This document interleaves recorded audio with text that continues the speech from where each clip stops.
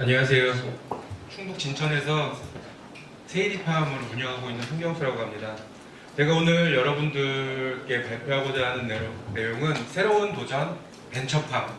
벤처팜이라고 하면 저희가 벤처기업은 많이 들어보셨을 건데 이제 벤처팜이라는 용어는 좀 익숙하지 않으실 거예요. 익숙할 것 같으면서도 벤처팜 하면은 좀 약간 물음표가 뜨는 이제 부분이 있는데 그거에 대해서 설명을 드리고 저희 농장도 가볍게 소개를 하면서 좀 특색 있게 저희가 또 5주간 관리를 하고 있어요. 그래서 그 부분도 간단하게 언급을 하고 발표를 하겠습니다. 저는 그 콘텐츠는 저에 대해서 간략하게 소개를 드리고요. 그다음에 이제 두리 농장이라고 들어보신 분은 들어보셨을 거고 또 처음이신 분도 있기 때문에 두리팜에 대해서 설명을 하고 그 다음에 저희 벤처팜 그 제도에 대해서 간략하게 설명을 드리겠습니다. 그리고 저희 농장에 대해서도 소개를 하고 그 다음에 이제 저희도 이제 농장을 경영하니까 2020년도 올해 목표하고 경영 계획에 대해서 언급을 하고 마치겠습니다. 저에 대해서 설명을 드리겠습니다. 저는 이제 충북대학교 대학교 졸업하고 대학원까지는 수료를 했습니다. 그리고 도드람 양돈 서비스의 첫 직장으로 이제 취업을 해서 경기도 지역도 관리를 하고 또 충북도 관리를 하다가 그 기술지원부라고 하는 이제 그 뭐라고 해야 되나요? 여러 가지 뭐 원고도 쓰고 자료도 분석하고 책자도 만들고 뭐 여러 가지 뭐 분석하는 그런 부서에서 관리를 하다가 도드람 실험농장이라는 걸 서비스에서 구매를 하게 됐어요. 한 300도 규모였는데 거기 최초 책임자로 갔다가 이제 저도 이제 하고 싶은 게 있어서 나와서 이제 농장을 하게 됐습니다. 그래서 이제 저희 벤처팜은 이제 2018년도 8월에 이제 처음 시작을 하게 됐습니다. 저희 농장을 소개하기에 앞서 이제 두리팜에 대해서 간략하게 소개를 해드리겠습니다. 그 두리팜은 현재 지금 그 모돈 만두를 목표로 진행을 하고 있는데요. 그 가치는 보시면 이제 기본, 그다음에 즐겁게, 함께라는 슬로건으로 해서 지금 그 가치를 두고 운영을 하고 있습니다. 그래서 그 전략으로 이제 심플한 생산 관리와 그다음에 행복한 일터, 그다음에 창의적으로 이제 문제 해결을 하기 위해서 여러 가지 고민을 하고 머리를 맞대고 있습니다. 그래서 지금 그 두리팜은 현재 그 기본 갖고 있는 모도는 4,000주 정도 하고 있습니다. 그래서 보면 두리, 시리, 새다리, 새유리, 그리고 이제 이제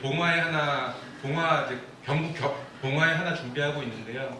보면 뭐 모돈 1,100개, 900개, 500개, 500개 이 정도 운영을 하고 있는데요. 이제 이름이 좀 딱 들어서 이해하기 쉽지 않으시죠? 그래서 이게 순서입니다. 그래서 둘을 풀어서 두리, 세 번째를 세리, 네 번째를 내리, 다섯 번째를 다리 이런 식으로 해서 아홉 번째 아리까지 갔다가 열을 10으로 해서 시리, 그 다음에 11을 뭘로 표현을 할 것이냐 라고 해서 10이라는 숫자 앞에 세자를 붙였습니다. 그래서 세우리, 세두리, 세세리, 세내리 이런 식으로 갑니다. 그래서 저희 농장은 세이리팜이니까 17이라는 뜻입니다. 그래서 이제 현재 농장이 지금 굉장히 많습니다. 여기도 다 비육장이고요. 저희가 이제 벤처팜으로 해서 1호 세이리팜이 있고 그다음에 2호 유리팜, 그래서 8번 8이라는 뜻입니다. 그리고 3호 세여리팜 18번째라는 뜻입니다. 그래서 지금 이렇게 지금 3호까지 그 벤처팜이 진행되어 있는 상태고요. 목표는 그 모돈 만두를 달성하기 위해서 6,000두 규모까지가 될 때까지 벤처팜을 하려고 합니다. 그러니까 이제 두리팜을 운영하다 보니까 농장을 한 지역 내에 있는 농장을 구매하기가 되게 어렵습니다. 그리고 허가내서 모든 만두를 운영하는 것도 쉽지 않습니다. 그러다 보니 전국에 있는 농장이 퍼져 있다 보니까 아까 그 인력이 가장 중요하더라고요. 내 것처럼 운영할 수 있는 그런 사람을 구하다 보니까 두리팜의 주주들이 현재 6명이 계시는데요. 6분이 지금 이 많은 농장을 다 관리하기가 만만치 않습니다. 보면 뭐 증평, 무주, 함양, 뭐 저도 지역은 정확하게 다 너무 많이 퍼져 있어서 갑자기 생각이 안 나는데 하여튼 전국에 다 퍼져 있습니다. 그래서 그 벤처팜이라는 제도를 두고 그러면 내 것처럼 운영을 할 수 있는, 그리고 수익을 같이 나눌 수 있는 사람을 구해서 농장을 맡겨서 우리 이 모돈 만두라는 목표를 한번 달성해 보자라는 취지로 벤처팜이 시작하게 됐습니다. 그 외에도 이제 여러 가지 비즈니스가 있는데요. 뭐 연구 개발, 그 다음에 뭐 보면 이제 종돈장, 현재 지금 여기 세율이라는 모든 500두 농장이 지금 둘이에 있는 이 모든 종돈을 현재 공급을 하고 있습니다. 이 세유리팜이 예전에 이제 구시월드 1농장이거든요. 그리고 연수원이라 그래서 저희 또 그 남당리에 이제 펜션 하나를 구매를 해서 이제 복지 차원에서 직원들한테 주말에 무료로 대여를 해주고 뭐 이렇게 운영을 하고 있습니다. 그 다음에 새아리 농장이라 그래서 한우 농장 현재 한 250개 정도 운영을 하고 있고요.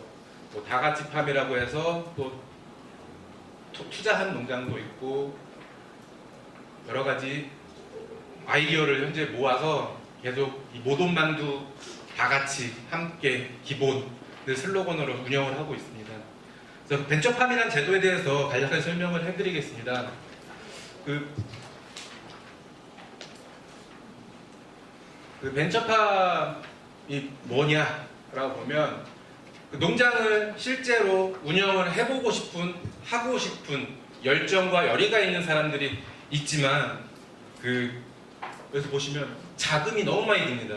저희 농장도 모든 300개 일괄 농장인데 뭐 구매할 당시에는 굉장히 높은 가격에 30억 이상의 큰 돈을 주고 샀거든요.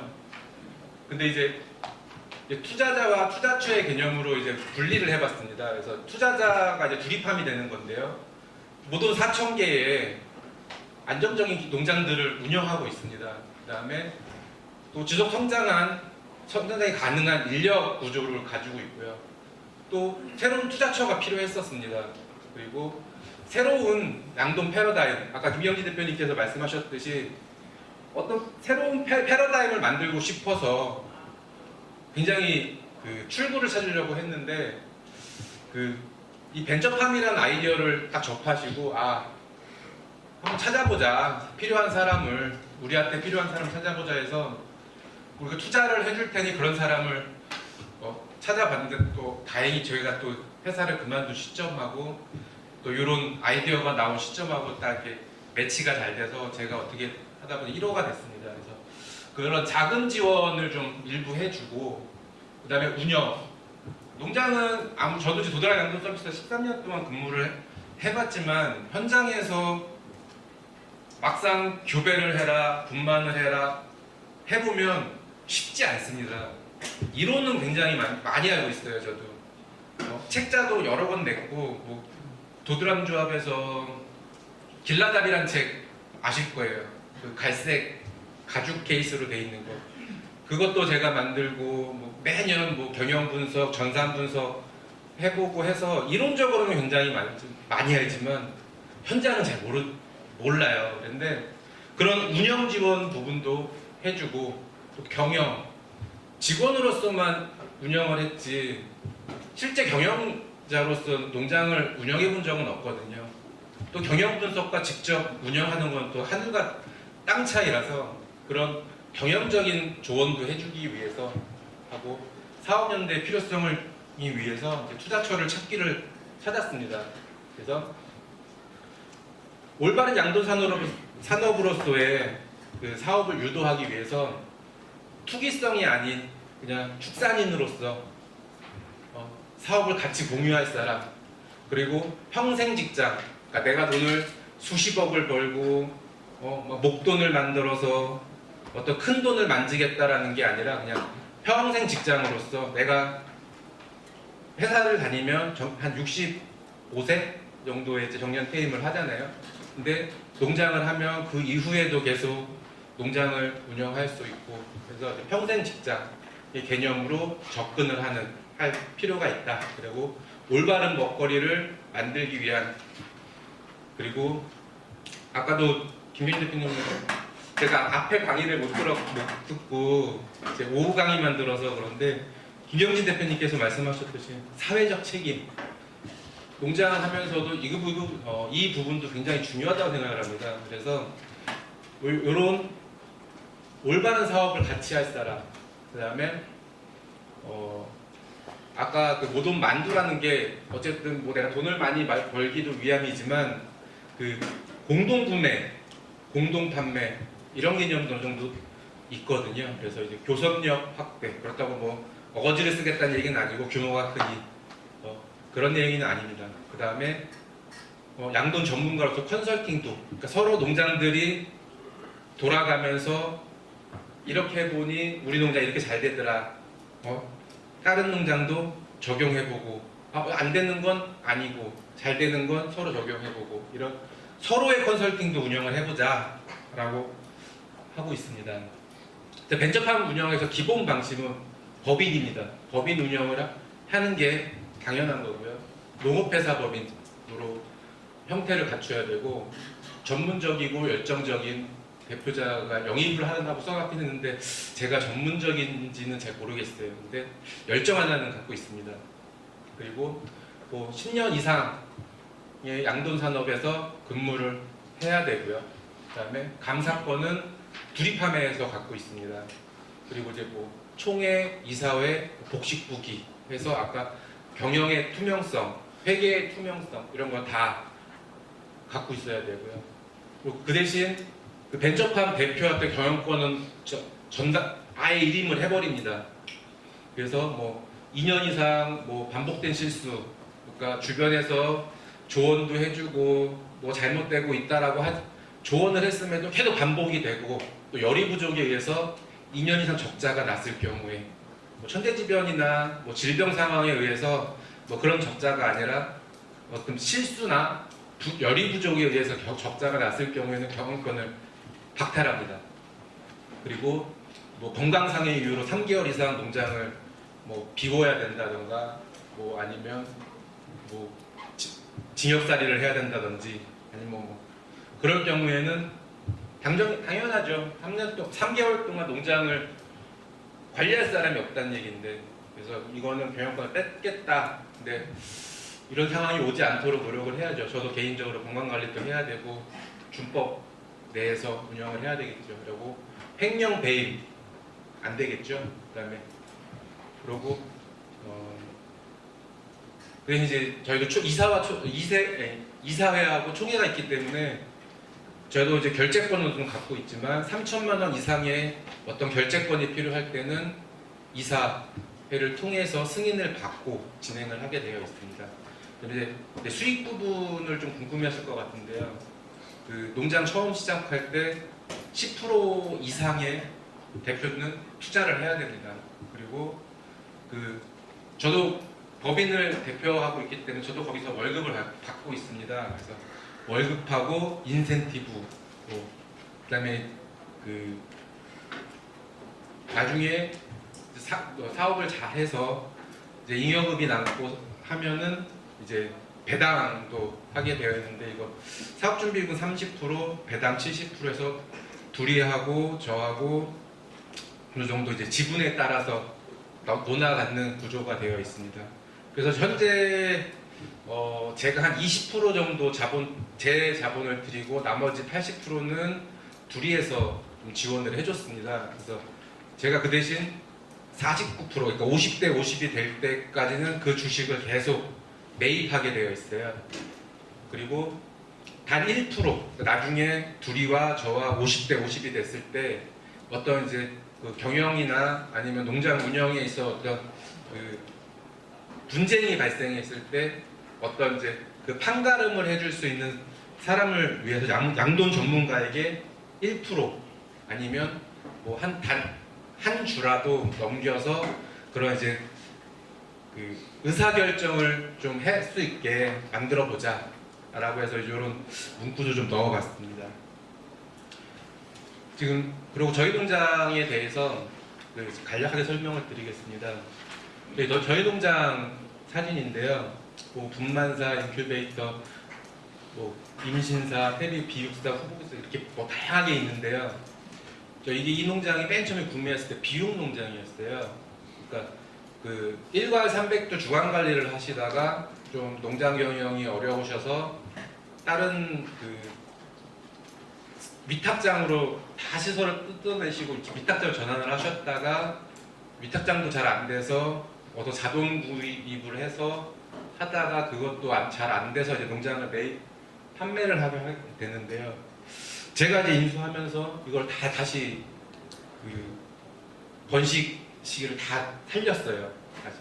그래서 사면서 그 5주간에 맞게 이제 했는데요. 저희가 이제 원래 한 330두까지는 수확이 가능한 구조였는데 저희가 이제 모돈에 크게 욕심을 내지 않고 그냥 가용 모돈이 한 270두 정도 될 수 있게 그냥 이렇게 시설을 만들었습니다. 그리고 이제 벤처팜의 1호 농장이고요. 그러면 저희 인력이 저 포함해서 3명이서 일합니다. 그래서 외국인 친구들 둘, 합법 친구 둘하고 저까지 해서 3명이서 270도 일괄 농장을 5주간으로 운영을 하고 있습니다. 뭐 어떤 분은 그 적은 인력으로 어떻게 운영을 하느냐, 힘들지 않느냐, 뭐 쉬는 시간은 있느냐라고 얘기를 하는데요. 맞습니다. 오늘은 굉장히 바빴어요. 그래서 저도 처음부터 강의를 듣고 싶었는데 이제 강의 시간 맞춰 딱 오게 됐는데요. 저희 그룹 관리, 5주간 관리가 그렇습니다. 교배주, 분만주는 엄청 힘듭니다. 근데 이유주는 하루 목요일만 고생하면 되거든요. 그리고 나머지는 놉니다.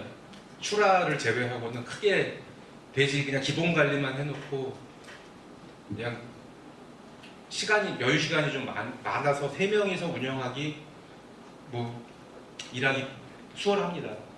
그래서 설명을 드리면 2017년 7월 8월에 운영 여기 시작하게 됐고요. 저하고 이제 둘이의 이제 오연한 대표가 이제 공동 대표로 되어 있습니다. 경영체 등록을 하다 보니까 이제 저는 직원에서 이제 회사를 다니다가 그만뒀는데 농업인이 있어야지 경영체 등록이 가능하더라고요. 그래서 그 오연한 대표가 이제 농업인으로 등록이 되어 있어서 공동 대표로 했고요. 저희 진천에서 하고 있고요.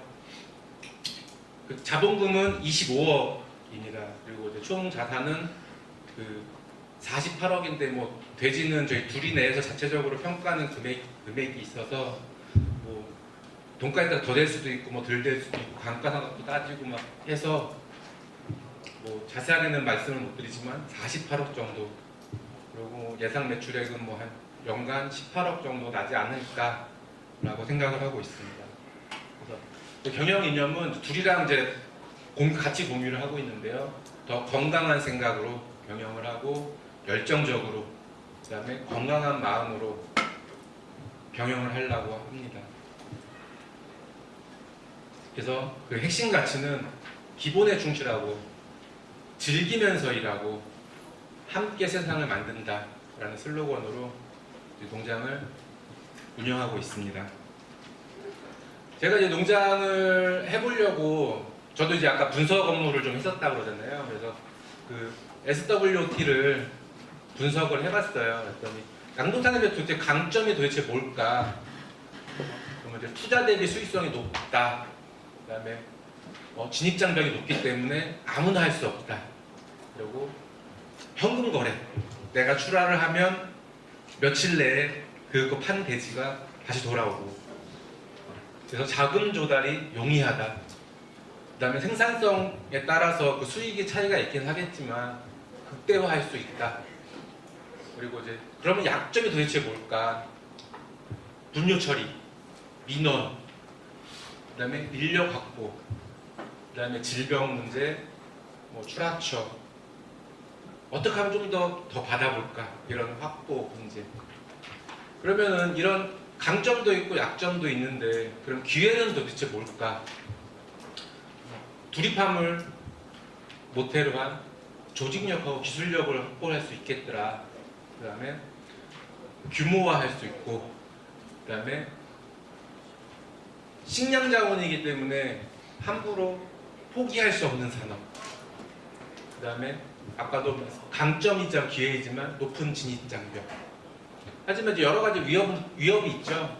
FTA로 인해서 뭐 국제 경쟁력 뭐 확보가 필요하고 뭐 고급 인력이 뭐 부족하고 국제 경쟁력도 약하고 환경 부재가 점점 세지고 있고 이런 것들을 갖고 있는데, 그러면 세리팜은 어떤 강점과 약점과 위기와 기회를 갖고 있을까? 라고 생각을 해봤습니다. 그랬더니 진천은 다행히 분뇨 처리가 원활합니다. 그래서 분뇨 처리가 되게 원활해요. 그리고 그 처리하는 업체들도 세 군데나 돼서 서로 경쟁적으로 분뇨를 가져가려고 합니다. 지금 여름철인데 저희 똥탱크, 분뇨 탱크가 800톤, 400톤, 600톤짜리 3개 갖고 있는데요. 2개가 비어 있어요. 그리고 가격도 뭐 10,000원 초반대. 그리고 신축 없이 300도 일괄 사육이 가능하다. 그 다음에 민원이 소지가 별로 없다. 그러면 이제 약점이 뭐냐? 아까도 말씀드렸듯이 비싸게 농장을 샀어요. 그 다음에 번식시설을 다시 재구축해야 돼요. 그리고 이따가 뒤에 사진도 있지만 돈사시설을 많이 개보수해야 돼요. 그 다음에 제가 살고 있는 지역이 아니에요. 그래서 출퇴근 문제도 있고 해서 그런 약점이 있습니다. 그리고 이제 위협적인 건 저희 농장의 진입로가 앞에 지금은 잠반을 안 매기지만 불과 얼마 전까지만 해도 잠반을 매기는 농장과 진입로를 같이 썼어야 돼요. 그다음에 그러다 보니까 저희 농장이 굉장히 방역에 신경을 쓰고 있지만 나중에도 그 부분 더 설명을 드리겠습니다. 그리고 저 개인적으로 기회가 되는 건 양돈 서포터로서의 직원으로서의 양돈 산업의 저희가 아니라 진짜 내가 양돈 산업의 핵심의 중심에 들어와서 양돈 산업에서 진입할 수 있는, 운영할 수 있는 기회가 되겠다. 그리고 벤처팜 1호, 뭐든지 1호 왠지 좀 간지나 보이지 않나요? 그리고 이제 양돈 전문가로서의 저의 경험도 농장에 적용해 볼 수 있는 좋은 기회다 싶어서 시작을 하게 됐습니다. 보시면 이제 부지는 약 한 4,900평 정도 되고요. 축사 면적은 한 1,400평 정도 됩니다. 태비산은 200평 정도 돼요. 그 전에 이제 톱밥 농장을 하던 농장이라 이제 태비사가 굉장히 큽니다. 그리고 이제 뭐 기타 숙소라든지 사무실이라든지 뭐 이런 부지가 한 330평 정도 되고요. 여기서 이 부분이 저희 농장 위치인데요. 직선거리로 한 300m 정도의 민가가 없습니다. 그리고 얕은 산으로 이렇게 감싸고 있어요. 그래서 찾아오는 사람도 없어요. 저희 농장이 맨 끝입니다. 그래서 다들 오시는 분보다 지리적으로 위치는 되게 좋다라고 말씀을 하시고요. 근데 이제 돈사는 뭐 임신사, 분만사, 자돈사 이렇게 되어 있고요. 뭐 비육사 4개동, 육성사, 뭐 후보돈사 이렇게 되어 있습니다. 태비사도 굉장히 크고요. 저장 탱크도 많이 갖고 있습니다. 그리고 숙소는 이제 2층으로 되어 있고요. 평을 쓰고 있고요. 맨 처음에 이제 오염구역, 뭐 준청결구역, 청결구역, 해썹 기준에 이제 의거해서 나름 지정을 해서 운영을 하고 있습니다. 그래서 청결구역은 이제 돈사, 당연히 이제 돈사하고 그 현장 사무실도 저희는 청결구역으로 다 집어넣습니다. 그다음에 준철 지역은 이제 외부 접견실. 저도 이제 사회 영업도 해보고 뭐 컨설팅도 해보고 해봤을 때 보면 들어와 해갖고 대부분 현장 사무실에서 상담하거든요. 근데 저희는 외부 접견실을 따로 뒀어요. 그래서 일단 사진도 있긴 하겠지만 그 부분은 좀 더 자세하게 설명을 드리겠습니다. 그리고 이제 저희는 농장 처음 와서 한 공사가 출하대 바깥으로 빼는 거, 그 다음에 그 분뇨차 바깥에서 뽑아가게 하는 거, 이걸 처음 만들었는데 출하차는 동선이 도저히 안 나오더라고요. 그래서 그 예전에 뻘크빈이 여기저기 막 산재되어 있었는데 다 바깥으로 뺐습니다. 바깥은 아니지만 한쪽으로 다 몰았어요. 번식사도 마찬가지고 비육사도 마찬가지고. 그래서 사료차가 소독이 항상 이제 퀘스천 마크죠. 얼마큼 소독이 될 거냐. 하지만 형식적이긴 하지만 이제 그 차가 이 딱 준오형 구역만 준청결 구역만 다니게 네, 만들었어요. 그래서 이제 오형 구역은 보면 출하대 아예 바깥으로 뺐고요. 그 유도로가 한 50m 정도 됩니다. 근데 생각보다 되게 잘 가요. 그리고 여기서 보면 호수도 분뇨 여기 해서 밑에다가 구멍을 뚫으면 참 좋겠는데 이게 분뇨가 꽉 차 있는 상태에서 구멍 뚫기가 쉽지 않아서 위에서 보면 이렇게 위에 밸브 열면 그냥 이렇게 똥물 떨어지게 이렇게 해서 그냥 만들었어요. 그래서 분뇨차가 와서 그냥 수시로 퍼갑니다. 허락도 안 받아요 요즘은. 나중에 한 달에 그냥 결제만 할 때만 연락하더라고요. 어쨌든 이런 거는 작은 부분이지만 농장 운영하실 때 좀 도움이 좀 되실 수도 있을 것 같아요. 그냥 저희 보면 이제 그 빠는 힘이 있잖아요. 그래서 어항이나 뭐 이런 거 할 때 빨았다가 딱 놓으면 이제 쫙 나오다가 수압차, 그러니까 높이차에서 나오다가 위에서 밸브만 탁 열면 그냥 압력이 빠지면서 그냥 쭉. 그리고 저도 예전에 지역 컨설팅 하면서 출하대를 바깥으로 좀 뺐으면 했는데 이제 이렇게 만드는 거는 큰 비용 안 들거든요. 저도 해보니까 별거 아니더라고요. 근데 그런 것도 좀 해볼 만하다. 그리고 출입문 저희 항상 닫고 삽니다. 그리고 그 차량 소독조는 기존에 원래 있었고요. 새로 만든 겁니다. 외부인이 그러니까 사료 차량이나 이 다니는 거 제외하고는 사람도 아예 구분을 해버렸어요. 그래서 사람도 그냥 이 사료차 라인으로 그냥 척척 들어오는 게 아니라 요거 인도 따라서 대인 소독실 지나서 사무실로 들어올 수 있게, 접견실로 들어올 수 있게 만들었어요.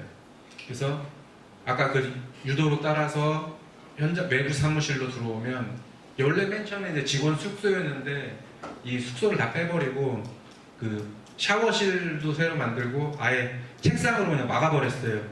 그래서 샤워를 하지 않고는 농장에 못 들어옵니다. 그리고 굳이 뭐 농장에 들어오지 않아도 되는 사람들은 그냥 그 남한 북한이 이제 여기 하듯이 그냥 책상에 앉아서 얘기하고 그냥 갑니다.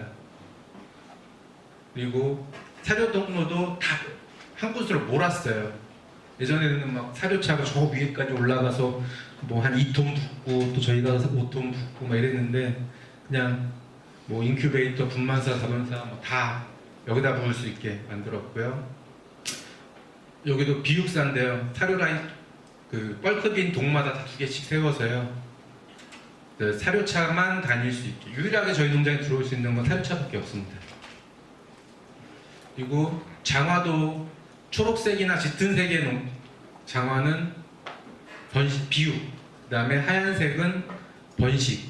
그래서 이제 장화를 아예 구분을 해버렸고요. 번식 구간은 아예 문 잠가버렸어요. 유일하게 이제 저희 똥 치울 때만 잠깐 열어서 구루마로 밀고 나가는 정도. 그리고 이제 돼지 유도로 다 만들었고요. 운동장 만들어서 출하 선별기에 놓고 일일이 잽니다. 근데 도드람 조합으로 출하할 때는 그 상위 등급이 거의 한 90% 가까이 육박을 했었는데 ASF 터지면서 그 충북에서 경기도로 넘어가기 되게 어렵더라고요. 그래서 충북 관내 출하처를 구하다 보니까 일반 출하처인데 또 큰 대지만 원하더라고요. 그러니까 요즘 한 80% 초반, 70% 후반으로 떨어지기는 했는데 어쨌든 저도 목표가 한번 그 등급 판정소에서 상 한번 받아보는 게 목표입니다. 그래서 저희 이제 번식 관리에 대해서 간단하게 말씀을 드리겠습니다. 저희는 그 분만틀이 64개예요.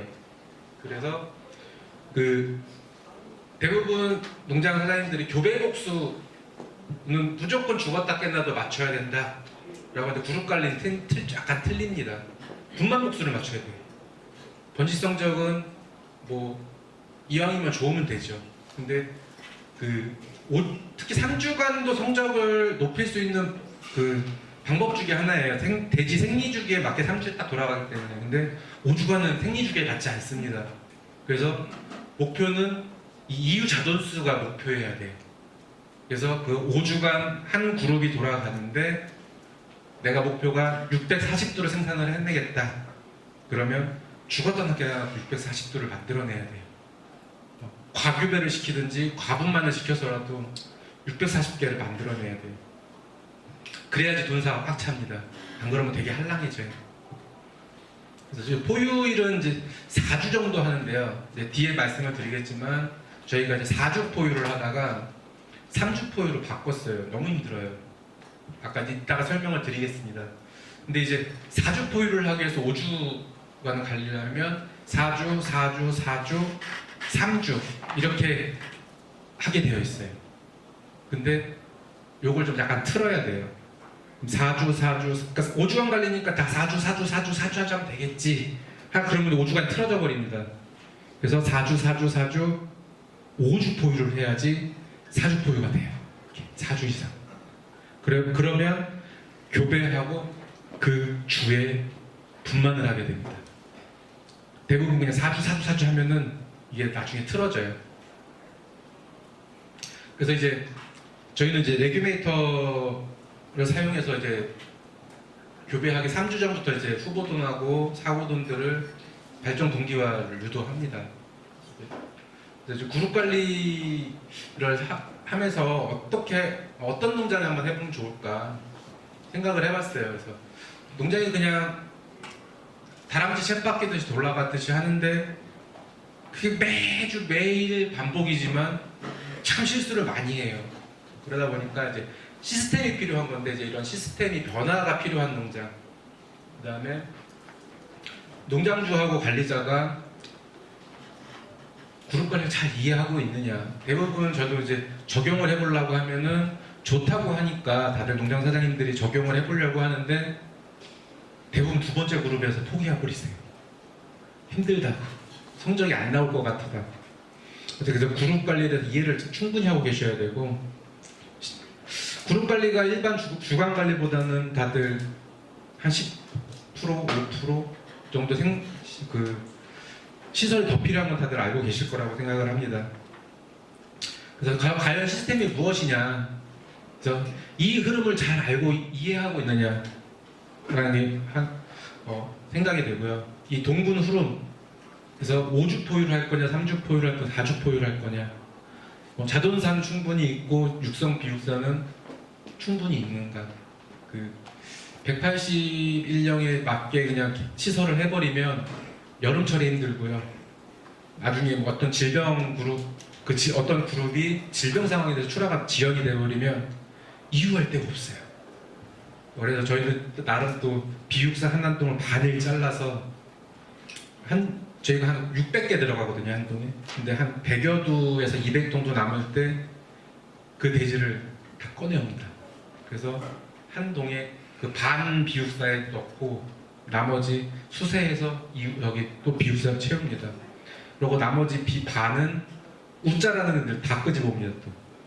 그래서 번갈아 가면서 쓰게 되어 있어요. 그럼 돈사 효율이 또 굉장히 좋습니다.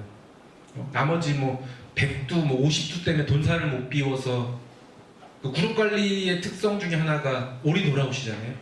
하는 목표가. 그래서 농장 현황 조사가 당연히 필요하고요. 그런 목표 생산성 설정을 해야 되고요. 포유일수 할 거냐, 얼마를 할 거냐, 몇 주간을 돌릴 거냐, 시설은 충분한 거냐, 혹시 필요하다면 리모델링도 가능하나, 이런 거 다 고려해야 됩니다. 그래서 3주간을 이제 많이 접해 보셨을 거예요. 그래서 3주간 관리를 하면 3주 포유할 때는 이유하고 분만이 같이 이루어지고 그 다음 주에 교배를 해야 되고, 4주 포유를 하면 한 주는 분만, 한 주는 이유, 한 주는 교배를 해야 됩니다. 그래서 시설적인 면에서 100두 기준으로 보면 주간 관리는 한 1130평, 그 다음에 3주간은 1288평, 그리고 5주간은 1340평 정도 필요합니다. 5주간이 그래도 시설이 더 많이 들어가게 되어 있어요. 그리고 2주간이나 4주간은 뭐 첫 번째 주는 이유하면 그 다음 주는 교배 분만이 일어나고요. 그 다음에 4주 포하면 이유하고 분만이 같이 일어나고 그 다음 주에 교배가 되게 되어 있습니다. 그럼 이제 5주간입니다. 저희 농장의 사례인데요. 맨 처음에 저희도 4주 포유할 때는 이유하면 그 다음 주에 교배하고 분만이 같이 일어나요. 그래서 월, 화, 수 집중 교배하고요. 금, 토, 일 분만 받느라 죽습니다. 한 40두 정도가 하루에 분만을 해요. 그러면 저도 밤새서 간호 분만을 했거든요. 그러면 분만사 내에서 제가 이제 그 핸드폰으로 보니까 분만사 내에서만 15,000벌을 벌었더라고요. 나중에 머리가 어지럽더라고요. 하도 거기다 뱅글뱅글 돌아서. 그래서 저희가 3주간으로 바꿨어요. 3주 포유로. 그랬더니 이유하고 그 다음 주에 교배하고 그 다음 주에 분만을 합니다. 그래서 3주 포유를 하면 자돈 체중이 좀 작지 않을까 고민을 해서 그 체리돈 부분도 어떻게 해결을 할까 해서 지금 머리를 싸매고 있어요. 그래서 나중에 또 설명을 드리겠습니다. 그래서 저희 이제 교배사입니다. 그래서 스톨 다시 만들었고요. 그 다음에 이제 이 제품은 T5라는 제품입니다. 그냥 인터넷에 T5라고 치면 그냥 한 10,000원도 채야 되지 않는 금액에 살 수 있습니다. 근데 룩스 재보면 한 300에서 400룩스 정도 나옵니다. 그래서 쭉 일렬로 달아요. 그러니까 저희 교배사가 125개 스토리인데요. 그거 다 까는데 한 60만 원 정도밖에 안 들었어요. 그리고 저희가 이제 운영한 지 3년 정도 되는데요. 교체가 한 20개 정도 했나? 그 정도밖에 수명도 생각보다 깁니다. 단가도 싸고요. 그리고 LED 등이라서 뭐 설치도 용이합니다. 그냥 쭉 연결해서 그냥 달면 돼요. 그리고 이제 분만사는 그 현재 채비돈이 좀 있어서 하루에 막 한 40마리, 30마리 정도가 막 분만을 해대면 초유자능이 바쁩니다. 그래서 초유자서 막 강제급여합니다만. 그리고 분만사인데요, 저희 어떻게든 깨끗하게 관리해 보려고 소독도 자주 하고 계속 해주고 있습니다. 그 다음에 체형 관리, 저는 그 임신사에서 체형 관리를 그렇게 신경 쓰지 않습니다. 분만사에서 제가 분만사 관리를 직접 하기 때문에 분만사에서 이후 때 체형이 어떻게 나가는 게 중요하다 생각을 해요. 그래서 지금 분만사에서 이따가 동영상도 보겠지만 하루 최대 먹는 놈들은 한 14kg, 15kg까지 때려 먹입니다. 적게 먹이는 애들은 뭐 7kg, 8kg 먹는 애들도 있어요. 근데 제가 생각하는 기준은 하루 13kg입니다. 맥스. 동영상인데요. 잠깐 재생 좀 해주세요. 저희는 그 ICT 산업 뭐 지원 받아서 저희도 그 자동 급이기를 설치했어요. 근데 저도 사료를 13kg 먹이려면 어떻게 먹일까 고민을 하다가 직수를 많이 쓰는데요. 밥 먹을 때는 같이 때려 먹입니다, 물.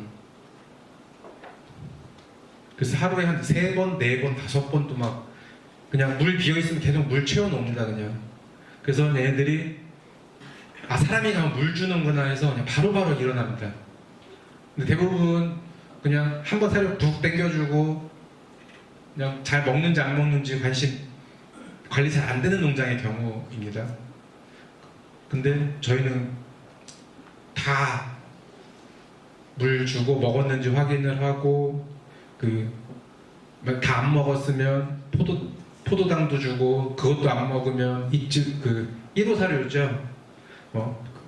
그 자동 입질 사료도 줘보고 일으켜도 세우고 계속 난리를 칩니다. 저희가 이제 보면 섭취량 저희 뭐 13kg, 여기도 13.5kg, 24일 정도 됐는데요. 저희가 이제 4주 포유할 때 또 찍은 동영상이라 자돈도 뭐 그 이유 체중 나쁘지 않습니다. 저희가 이제 얼마 전에 이제 충북대 대지를 너무 많이 생산을 해서 그 판 적이 있었어요. 실험 저기로 했더니 그 평균 포유수가 한 20일 정도 나왔는데요. 판매할 때 그 체중이 한 7kg 정도 나왔어요.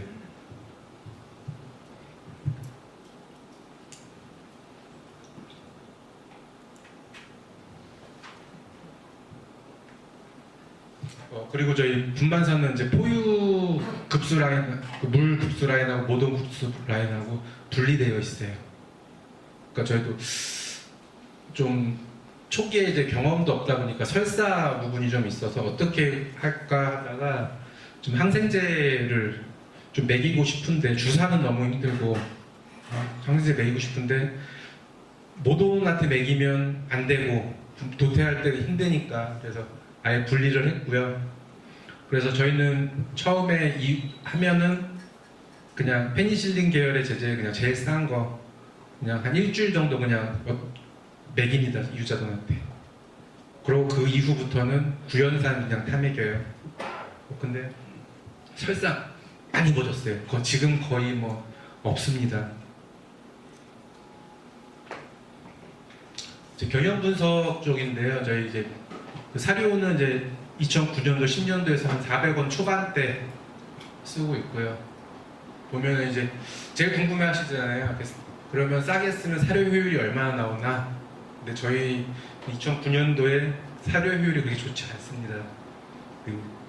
2009년도 이제 저희가 PRS가 들어오면서 그 방역을 나름 신경 썼다고 썼는데도 그 PRS가 어떻게 들어왔는지 참 아이러니한데 PRS가 들어오면서 폐사가 굉장히 많았어요. 그리고 뒤에 사진도 있지만 사건 사고도 많았습니다.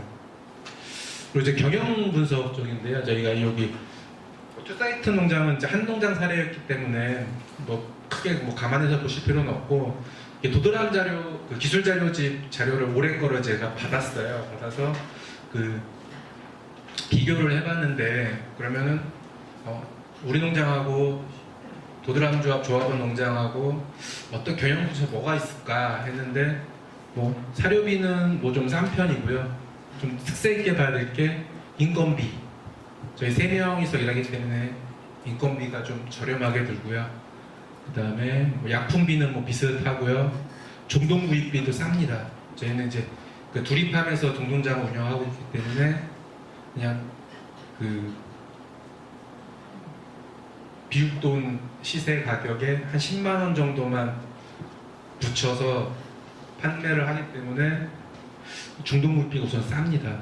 그리고 뭐 분뇨 처리비는 저희도 뭐 이 부분은 뭐 자체 처리하시는 분도 있고 뭐 외주 주시는 분도 있긴 하겠지만 분뇨 처리도 비슷합니다. 수도 강열비는 좀 싼 편이고요. 정액비가 좀 저희가 비싸요. 많이들. 근데 이유가 있어요. 제가 작년에 좀 사건 사고를 많이 쳐갖고 교배를 많이 시켰어요. 그래서 정액이 좀 많이 들어갔고요.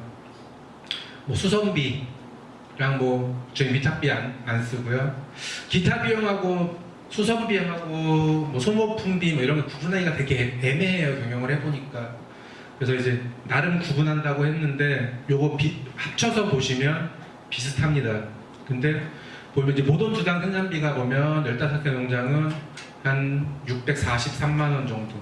근데 저희 농장은 한 520만원 정도. 좀 많이 싸죠. 저도 막상 해보니까 나름 경쟁력이 있구나. 직접 운영을 해보니까 저희는 이제 뭐 공사하고 막 이런 거 다 외주 주지 않습니다. 큰 공사는 외주는 주는데요. 소소한 건 다 제가 직원들 데리고 셋이서 합니다. 그냥 툭탁툭탁.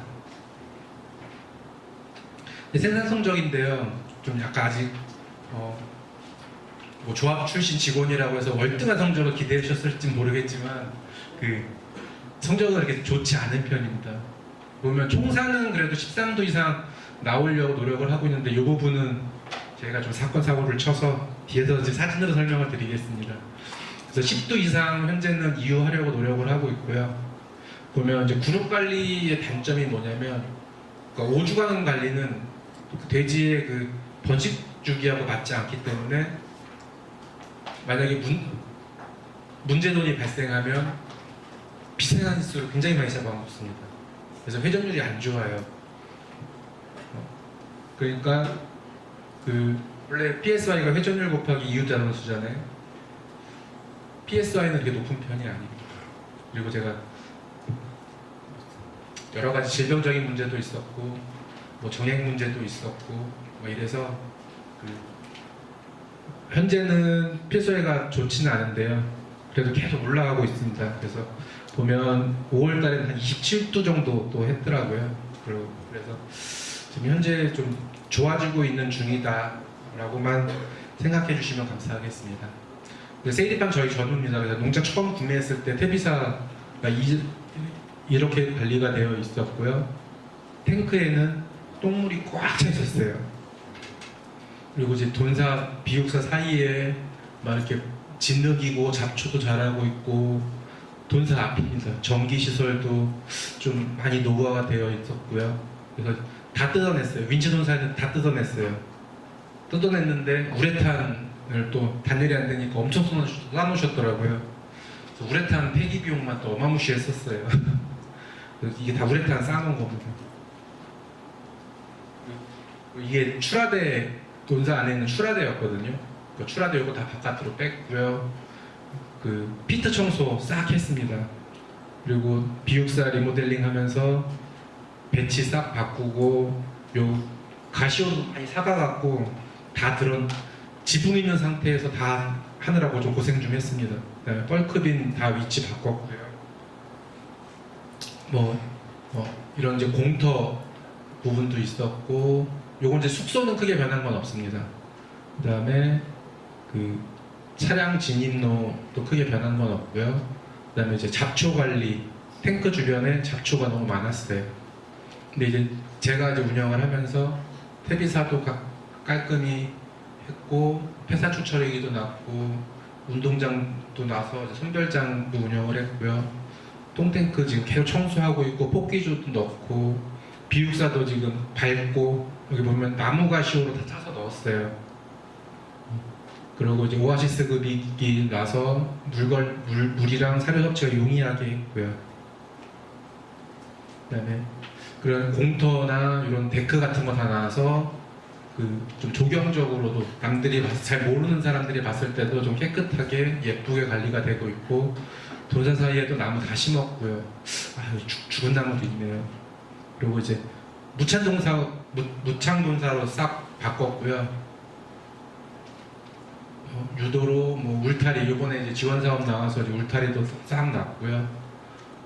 데크, 전기 시설 다 직접 했습니다. 제가 이거 전기 시설 때문에 공부 굉장히 많이 했어요. 사고 나면 안 돼서. 그리고 이제 돌 같은 거 쌓아서 뭐 화단도 만들고, 뻘크빈도 다 깨끗이 관리하려고 하고, 이런 인도나 이런 거 다 방부목 사용해서 좀 봤을 때 시각적으로 좀 깨끗하다, 예쁘다. 좀 충격적인 사진인데요. 제가 유일하게 요 초록색 동만 전기를 안 만졌어요. 왜냐면 보니까 농장 사장님이 한 게 아니라 외부 업체에서 와서 한 것 같더라고요. 좀 깔끔하게 되어 있어서 안 만졌더니 그 다음날 갔더니 이렇게 비 한 번 와서 경보기를 달았어야 되는 건데 한 240도 정도가 이렇게 그냥 요번 주 출하할 거였는데 그냥 평체가 한 105kg 정도 나오더라고요. 회사한 거 렌더링 업체에 보냈는데 한 240도를 가지런히 이렇게 쌓아놨고요. 작년 여름에 굴뚝 괜히 날개가 부러지면서 왜 부러졌는지 잘 모르겠어요. 이렇게 애플이 다 되어 있었는데 요거 사고 나자마자 경보기에다 싹 달았거든요. 또 직접. 근데 이게 사공간이 생기면 한쪽 구석에 한도 동방에 있던 한 70여 두가 그냥 싹 전멸을 했더라고요. 그래서 이것도 회 다 점검을 했습니다. 그래서 회도 그냥 기존에 있던 거 아껴서 그냥 다시 그냥 여기 있던 거 저기서 띄어서 달고 저기 있던 거 여기서 옮겨가면서 했는데 누가 그러시더라고요. 회는 고쳐 쓰는 게 아니라고. 사고 발생이 있을 수 있으니까. 그리고 꽉 차 있던 분뇨 탱크도 지금 저랑 직원들이랑 다 들어가서 이 뻘이 한 20cm 물 빼니까 뻘이더라고요. 해고 있어서 거의 지금 다 치웠습니다. 그리고 아까 정액 문제라고 그랬는데요. 저희가 이제 숙소가 외부 사무실에는 그 약품 냉장고도 있고 거기서 한번 소독을 하고 현장 사무실로 들어오고 정액도 저희가 바깥에서 그 직원이 놓고 가는 정액 냉장고가 있고 또 현장에 또 냉장고가 따로 있어요.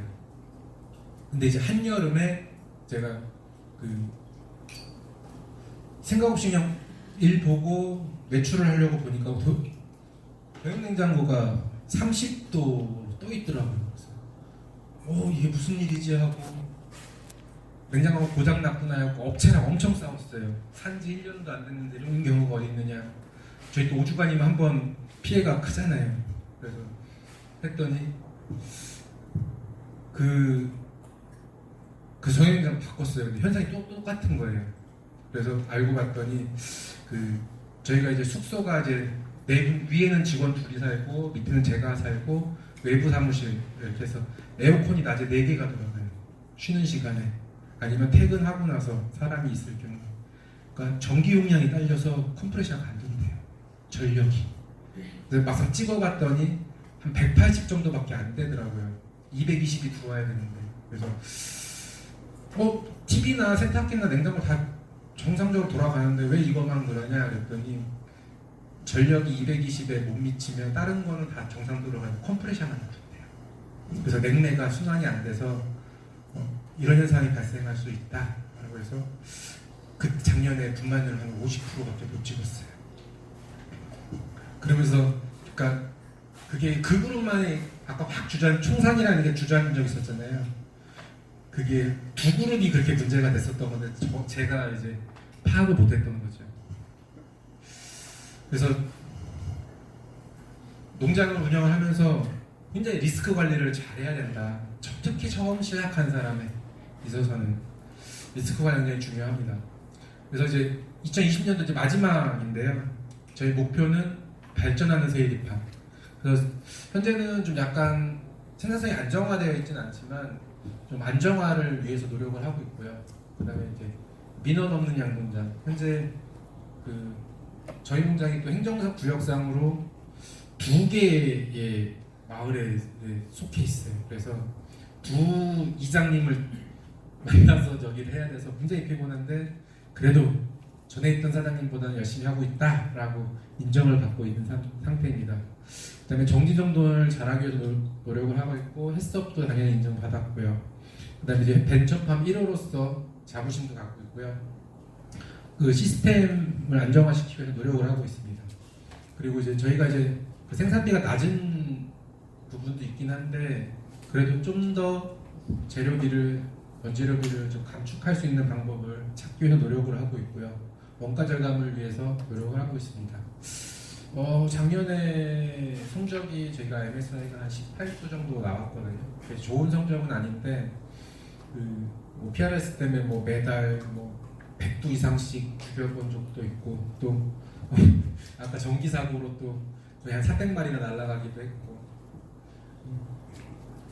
그래서 지금 2015년도에는 20년도에는 성적을 이렇게 높게 잡지 않았어요. 25도 PSI에 MSI 23도 정도. 그러니까 뭐 이런 목표 보고 그래도 남들은 뭐 28도, 30도를 목표를 향해서 달려가야지 하시는 분도 계시는데 우선은 목표는 또 달성해야지 재미가 있거든요. 그래서 우선 달성해놓고 그 다음에 또 목표가고 하기 위해서 노력을 하겠습니다. 그러면 뭐 출하 품질 향상, 뭐 위생 수준 강화, 뭐 안정성, 아까 리스크 관리 하는 부분에 대해서 노력을 하고 있고요. 그리고 이제 제가 나름 여기 이제 좀 비중을 두고 있는 부분인데요. 행복한 세일이팜. 그래서 우리 직원들 아니면 같이 각 사업을 영위하고 있는 두리팜 가족들 그래서 그 구성원들이 행복한 세일이팜이 되기 위해서 노력을 하고 있고 사람만 행복해서 되겠느냐 뭐 동물복지 하지만 동물도 같이 크고 있는 동물도 행복한 세일이팜 그리고 소비자들도 행복한 농장을 경영을 하기 위해서 노력하고 있습니다.